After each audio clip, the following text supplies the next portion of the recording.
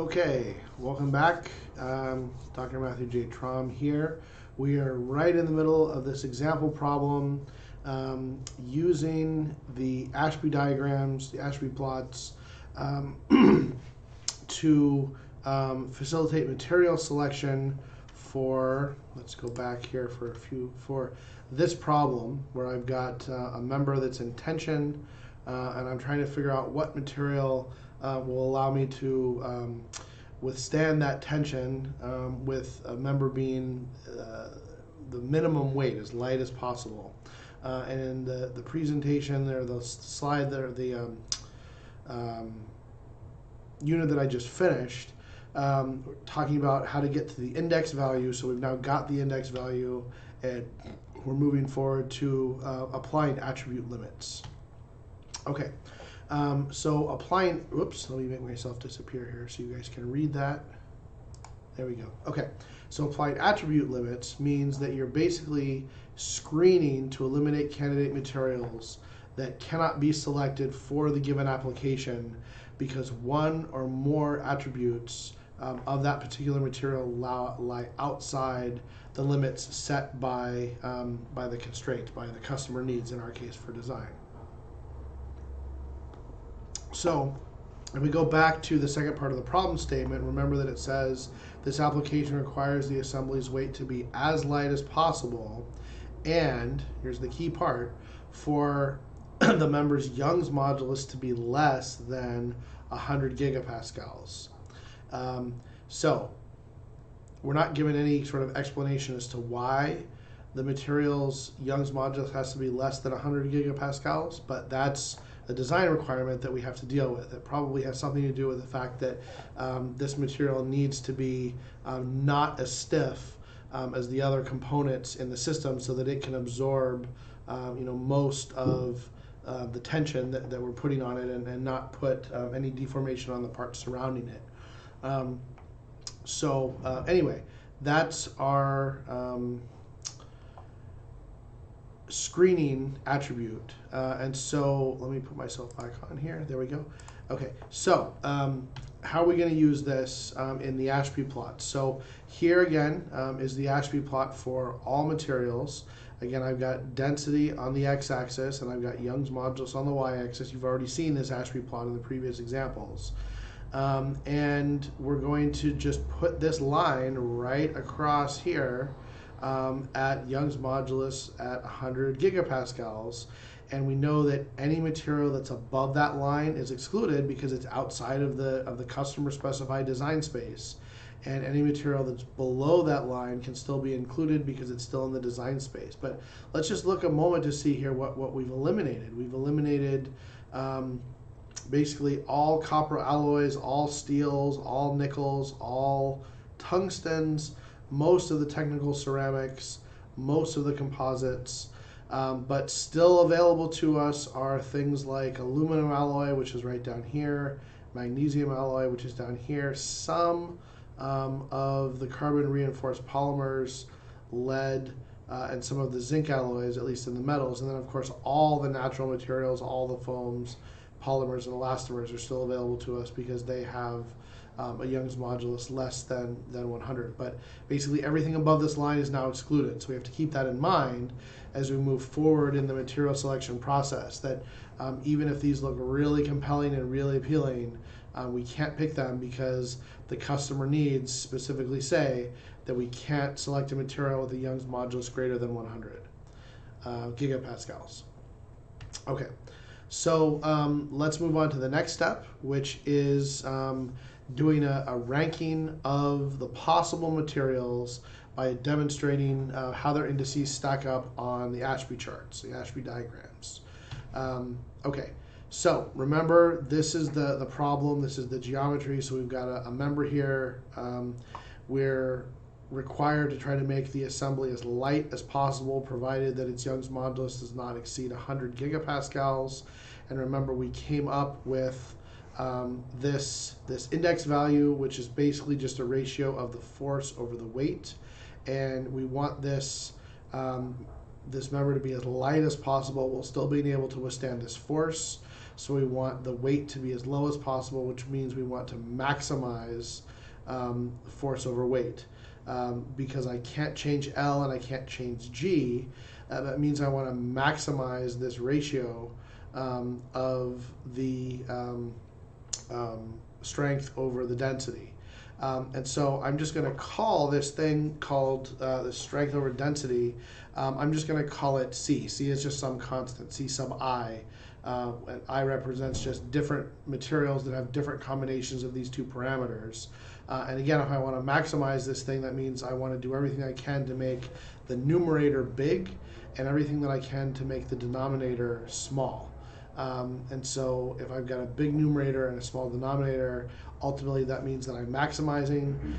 So I'm looking for ever increasing values of C, and the highest value of C, the material with the highest value of C that I can identify in the Ashby chart, that doesn't violate any of the previous set constraints, like that Young's modulus constraint of 100 gigapascals.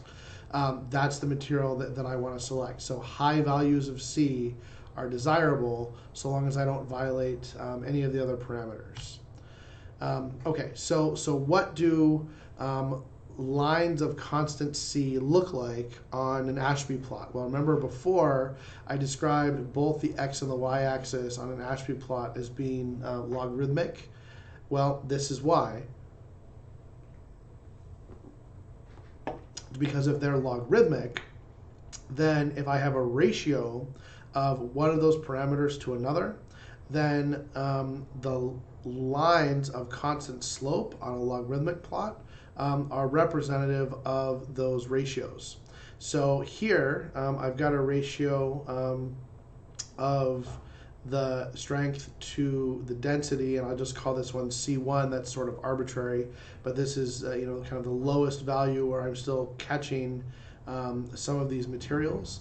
And this value is associated with 10 to the minus 4. How did I get that? Well, I'm just taking the strength divided by the density. So here's a value for strength, and here's a value by density through which this particular straight line crosses, right? So strength is 0.1 megapascals, and density is 100 megapascals at that point of crossing. And so I just put those values in, and I end up getting 10 to the minus 4. The units are going to be megapascals per kilogram per meter cubed, which is a bit of a kind of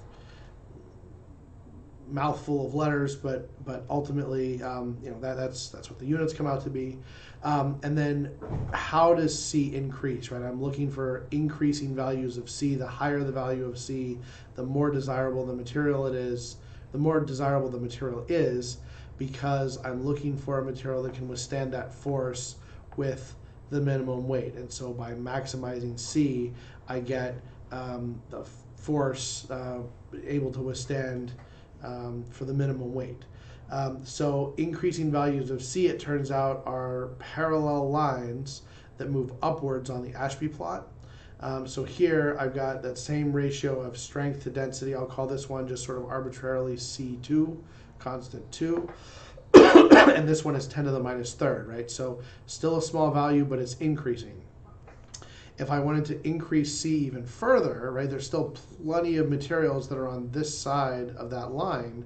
So I want to increase the line further, but again, I want to keep this ratio of strength to density. And so that means that I have to have a line that runs parallel to this and just moves upwards to evaluate and interrogate additional materials. So there's another line of constant strength to density value. That constant value is slightly different. It's going to be bigger than this value. And look, I've still got some materials here. We do have to keep in mind, though, remember that a lot of materials are excluded, right? I've got excluded materials here, like copper, like tungsten, like titanium. And if I look back here, well, titanium is still on this side, and well, tungsten is here but is eliminated. Steel is all but eliminated.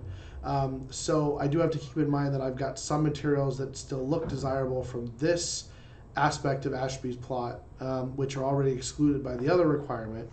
but I can still push this further, right? I still have a few materials here that are still above this value of C. So let's push this higher and see how high we can get. Whoops, I'm going backwards. There we go. Okay, I'm pushing a little bit higher, but still there are some materials that are still above that value. So let's push even higher and see how we get. Okay, so now I'm at the very edge of the available possible materials, right? I've still got this line that has this ratio of strength to density that's the same as the others. It's a line of constant slope.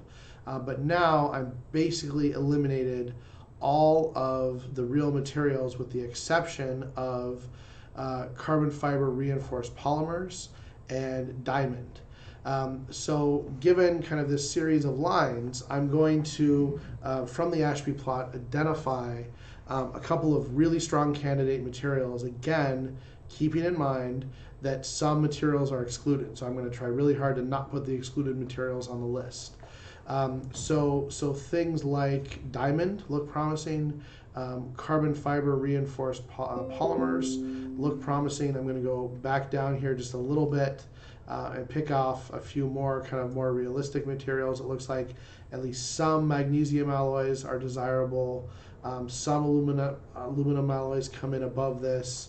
Let's move this down a little bit more. Here's an interesting one that you might not have thought of: wood, where the tension is parallel to the grains, actually ends up being on this plot here. So we have a couple of choices. So now let's put those into a tabulated list. So we talked about diamond, we talked about CFRP, we talked about aluminum alloys, magnesium alloys, wood with the grain parallel to the tension direction, and zinc alloys. So those are all possible candidate materials because, again, they're not excluded by this requirement, and they all have relatively high values of this line of constant slope that represents the one-to-one ratio of the strength to the density. So let's look at the values. So the C value for diamond, and remember C is our parameter, right? We want C to be as high as possible because that gives us the highest force for the lowest weight, which is what the customer has asked for. So diamond, the C value is 0.57. For CFRP, it's 0.5. That's actually quite surprising and quite good.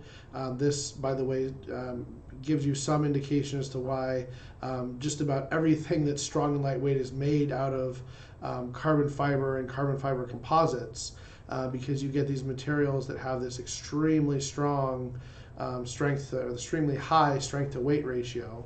But then moving to the metals, we've got aluminum alloys, which is 0.17, magnesium alloys, which is 0.15. This one is quite surprising. Wood, I would not have imagined diamond, magnesium, and wood to all be on the same list, but here it is. And wood is not actually that far off from magnesium and aluminum in terms of its C value. Right? Ultimately, if we go back and look at wood, right, wood is way down here, right? So it has a much lower density and a much lower strength, but because we're not concerned about just the strength or the density in isolation, we're concerned about the quotient of those two values. The quotient of those two, the ratio of those two, it actually makes wood competitive with some of the metals on my list. And if you remember back to this calculation, ultimately the area is canceled out here, and so we can make this member really as big in cross-sectional area as we want to. So wood might actually be a great option because it's competitive with magnesium and aluminum. It doesn't cost very much, and we can make that piece of wood really as big as we want it, so long as it fits into that space in terms of its thickness. And so a really good, really clever, really kind of innovative designer might actually kind of gravitate towards wood, and you try to use wood for this solution because it's light and it's inexpensive, a lot lighter and cheaper than a lot of these other materials are. Okay, and then the last one, of course, is zinc alloys. Zinc is a metal less desirable than magnesium, less desirable than aluminum, but I leave it on the list because in the next step of the process, we might end up having to eliminate some of these other metals, so I'm going to leave it on there as a possible candidate. Okay, so I'm right at 15 minutes, so I'm going to pause again and let you guys take another break. And when we come back, we will wrap up the final step of the material selection process and then wrap up this presentation. So see you in just a little bit.